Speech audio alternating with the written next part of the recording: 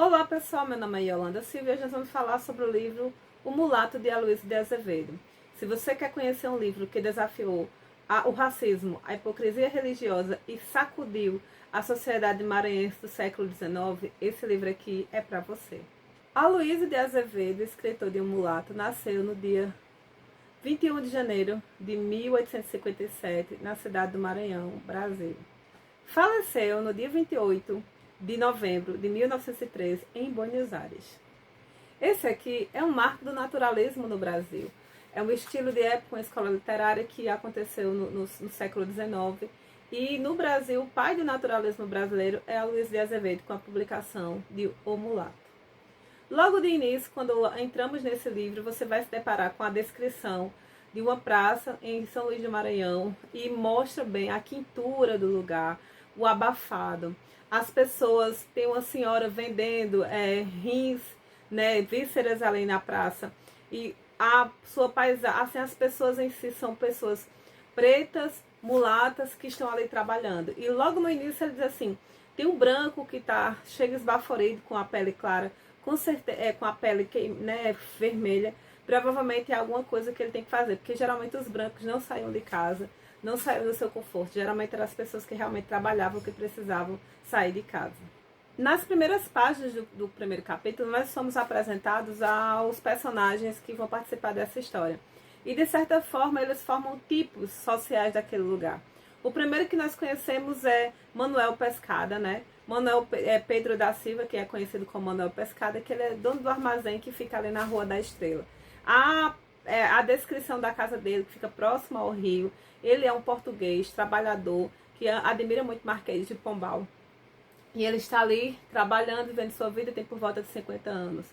Né? E o sonho dele é casar a filha dele com o Luiz Dias, né? Um personagem ali que vai sendo apresentado aos poucos.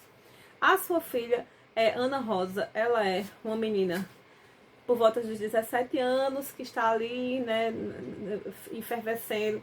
O pai dela quer casar com esse Luiz Dias, mas ela tem pavor desse homem, ela não quer casar com ele.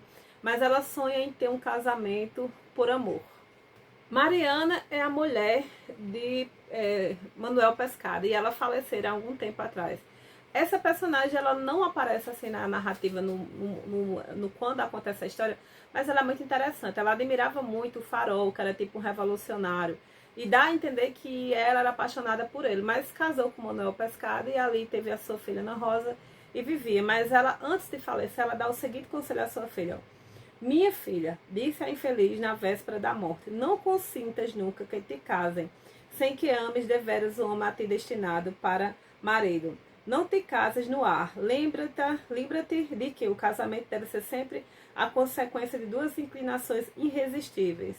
A gente deve casar porque ama, e não ter que amar porque casou. Se fizeres o que te digo, serás feliz. De certa forma, essa palavra aqui vai direcionar não só a Ana Rosa, como também a narrativa em si, a intriga em si da narrativa, né? A próxima personagem que nós vamos conhecer é uma personagem bem complicada, que é Maria Barbosa, a mãe de Mariana, né? E quando Mariana falece, o Manuel Pescada acha por bem convidar a sua sogra para morar com ele, porque ele não queria que a filha fosse criada sem uma presença feminina. E essa personagem vai aparecer ali na história e vai permanecer, porque ela também faz parte da intriga da narrativa. Maria Barbosa é uma senhora já de idade que é profundamente religiosa, mas costuma agredir os seus escravizados e mostra que realmente o escravizado, né, tem que ser colocado, entre aspas, no seu lugar. Né? Ela é muito hipócrita. Acho que aqui há uma personagem que mostra bem, né, como a sociedade da época era. Né? Porque enquanto a mulher vivia orando e rezando, por trás ela era comum achar legal, né, machucar os escravos. E é assim, em vários momentos, nos diálogos dos personagens, não é só Maria Barbosa que é hipócrita, né? Tem vários, por exemplo, tem a festa de São João, tem uma festa que é quando o personagem chega, né, do Portugal. Então, em vários momentos, pelos diálogos, você percebe o quanto que a sociedade realmente era preconceituosa e como deveria ser, com certeza era muito difícil ser negro, escravizado, mulato nessa época. Outro personagem que vai aparecer na narrativa e como ele vem a intriga, vamos dizer assim, é Dom Diogo. Dom Diogo é um padre mas que de padre ele geralmente, gente, não tem nada, né?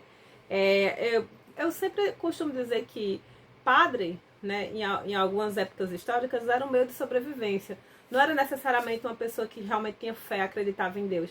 Não, era uma oportunidade de você sobreviver, por exemplo, na Idade Média, né, ganhar dinheiro. E nem sempre quem era padre ali era realmente uma pessoa que entregou a vida a Jesus. Esse padre aqui é muito hipócrita. Então, certa feita, chega Dom Diogo, né, o padre, na casa de Emanuel Pescada e fala que o sobrinho de Emanuel Pescada está para vir de Portugal para o Brasil.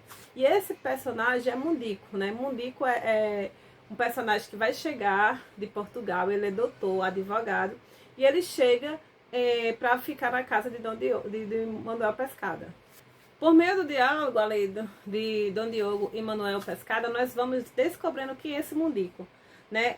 Só a respeito de algumas palavras que o Dom Manuel fala. Ele fala o seguinte: ó, ora que homem de Deus, é só ser padre, é só ser padre. E no fim das contas estão se vendo as 2 por 3 superiores mais negros que as nossas cozinheiras.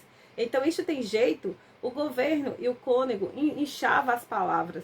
O governo devia até tomar uma medida séria a este respeito. Devia proibir os cabras certos místeres. Mais uma coisa que ele fala: ora o que, homem de Deus? Não diga asneiras, pois você queria ver sua filha confessada, casada por um negro? Você queria seu Manuel, que Dona Anica beijasse a mão de um filho de Domingas? Pois bem, gente, esse filho de Domingas se chama Raimundo e chegou na narrativa. Ele é sobrinho de Manuel Pescada, né, que foi um casamento que houve entre o irmão de Manuel Pescada e a escravizada Domingas. E essa narrativa aqui vai contar basicamente a história desse homem, o mulato. Raimundo tem um apelido de Mundico. Ele chega na sociedade maranhense do século XIX para morar na casa do tio. E ele basicamente não tem conhecimento da sua história. Quando criança, bem cedo, foi enviado para Portugal e lá estudou nas melhores universidades. Viveu bem, foi tratado bem de certa forma. Sofreu algum preconceito por ser mulato, mas conseguiu sobreviver bem. Mas chegou o momento em que ele queria vir para o Maranhão, vender suas terras e construir sua própria história, sua família. Ele queria voltar para a corte. Só que o que é que acontece? Quando ele chega na casa de Manuel Pescada, vai acontecer uma coisa, né? E ele vai se deter naquele lugar, não vai conseguir sair como planejado e vai acontecer toda a intriga da história. Aqui, como nessa parte aqui eu não vou contar spoiler, eu vou falar um pouco da resenha. Então, se você quiser conhecer um pouco da sociedade do século XIX, como vivia os burgueses, né, a classe rica e a classe mais humilde, né, os ex-escravizados, escravizados no século XIX, esse livro vai ser bem legal para você, né? Eu não vou me deter muito aqui no período histórico, porque a gente sabe que é muito complexo, tem que ter muito conhecimento. Mas, basicamente, para você que vai fazer o Enem, em que esse livro vai te ajudar? Geralmente, algumas habilidades, né, da matriz de referência do Enem vai cobrar que você entenda o contexto de produção da obra, vai cobrar que você entenda os valores daquela época que ainda perduram, ou algumas coisas que a sociedade praticava que não é mais aceitável. Então, esse romance aqui vai tratar muito disso, né? Então, eu vislumbro várias questões do Enem tratando sobre o contexto de produção. Então, geralmente, o naturalismo é um estilo de época que tenta mostrar, principalmente o romance naturalista, é quase um experimento científico. Ele quer observar a sociedade da época à luz do romance. Então, um romance que você vai descrevendo as personagens, vai descrevendo o ambiente e vai observando como a sociedade se comporta naquele contexto. Então, aqui, por exemplo, tem um livro, o Curtiço, que também é naturalista, que vai observar o humano em um cortiço, né, um beco ali cheio de casa. Aqui, na verdade, vai entrar na casa de Manuel Pescada, um rico, né, português, e vai mostrar ali dentro o que acontece, né? Então, imagine como o padre aqui bem falou, Dom Diogo. Se você tem uma filha branca e você é português branco, você tem uma sogra branca que só admite que sua filha ou que sua neta case com branco, de preferência descendente de português. Aí, de repente, dentro dessa casa aparece um mundico da vida, né? Que é o quê? Um Raimundo, mulato, mestiço, descendente de português, ele com a ex-escrava Domingas. E é interessante, gente, que tem uma cena, é logo no início do livro que Raimundo não conhece a sua história, né? Mas ele fica andando nas ruas do Maranhão e todo mundo, ruas do Maranhão, e todo mundo fica ali rindo, falando as coisinhas, e ele não sabe, não conhece a história.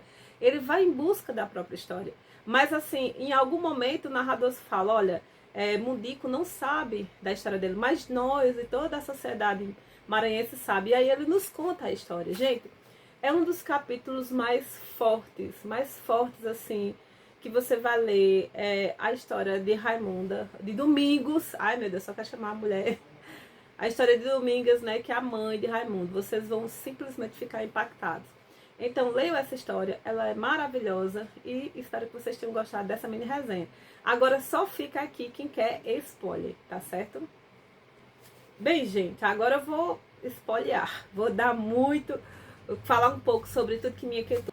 Então, gente, quando o Raimundo chega em São Luís do Maranhão, ele não conhece sua história. Mas quando ele anda pela cidade, ele percebe algumas piadinhas, algumas risadinhas, umas viradas de cara, e ele não entende muito bem o que aquilo quer dizer, né, tem a ver com ele.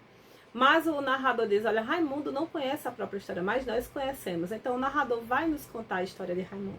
Que Raimundo é filho de José da Silva e de Domingas, né? José da Silva era ele traficava escravos, ele sofreu uma perseguição e quase foi assassinado.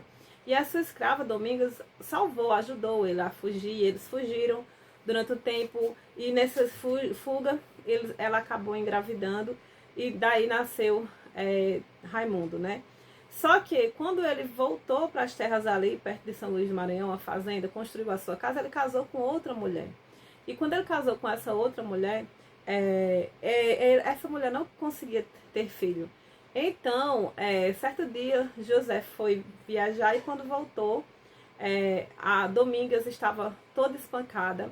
E é uma das cenas mais cruéis que tem nesse romance, que é quando ela tentava abraçar o filho, essa louca batia muito nela, de tal maneira que ela ficou traumatizada até após essa história. Quando ela pensava em acolher o filho, ela lembrava do espancamento. Foi tão espancada que ela ficou louca. Neste momento, o que acontece é que o José, né, pega seu filho, pega a ex-escrava, a sua escrava ali, e sai com ela, dá a alforria, né? Então, no caso, Raimundo é forro, né? Tem a alforria de pia, né? Que eles chamam. Ele, quando nasceu, já recebeu a alforria. E é uma história muito complexa, mas essa passagem em si que mostra a história de Raimundo, fazendo um flashback, né? Nos mostrando quem era a mãe dele, como ela sofreu, como ele sofreu logo quando criança, por ser descendente de escravo, né? E é uma das cenas mais chocantes da narrativa. A mulher de José da Silva, por sua vez, é Quitéria, né? E ela que fez toda essa maldade com Domingas.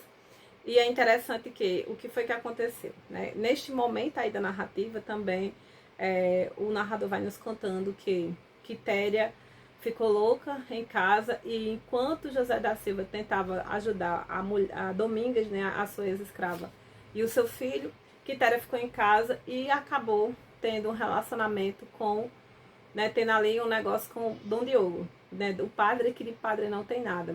E quando José chega e pega os dois em flagrante, acaba matando Quitéria ali. E então o Dom Diogo joga, olha, se eu falar para as pessoas que você não matou, você pode esconder que nos viu aqui, né, fazendo o que não devíamos, e aí você fica impune. Então eles fizeram esse acordo, disseram que ela morreu de loucura, que não foi assassinato, enterraram a mulher ali, e desde então José da Silva vive meio louco, tanto pela culpa, como também pela raiva de ver o padre Dom Diogo ali, né, impune a toda a sua maldade. Então, gente, esse livro aqui, ele é tiro, porrada e bomba.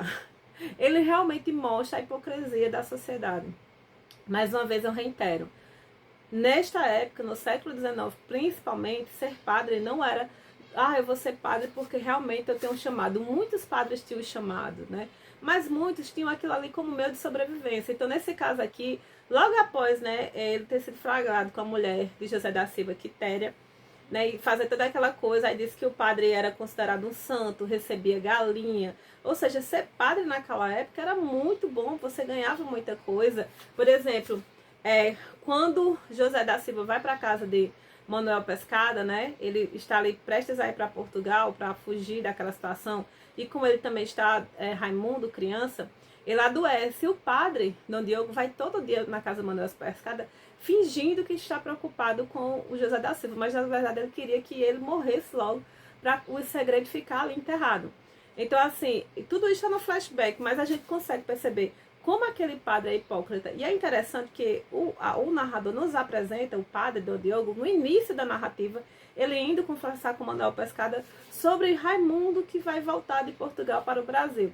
E nós olhamos para aquele padre e percebemos as falas racistas, as falas maldosas e desumanas, mas a gente não acredita que ele é uma pessoa tão ruim. Aí quando Raimundo chega e que o narrador nos conta a história de Raimundo, a origem de Raimundo, que nem ele mesmo sabe, aí a gente fica observando que padre, que não era padre, gente, esse cara era um demônio, né? E aí, gente, isso é só o início, né? De repente, o Raimundo está ali na casa de Manuel, né? Depois de ficar ali tentando descobrir sua identidade.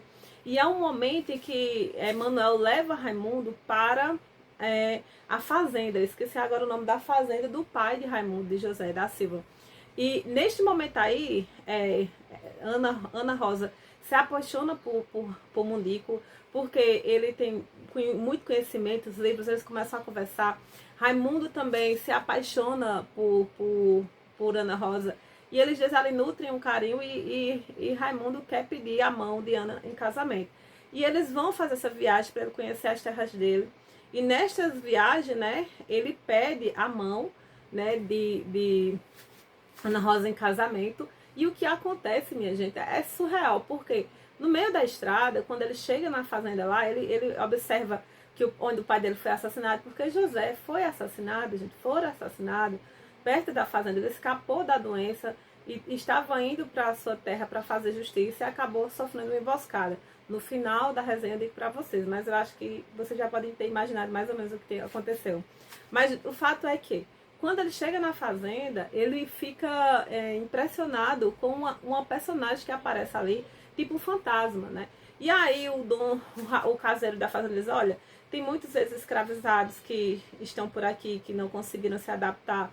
Eles vivem aqui nas redondezas, essa daí deve ser mais uma.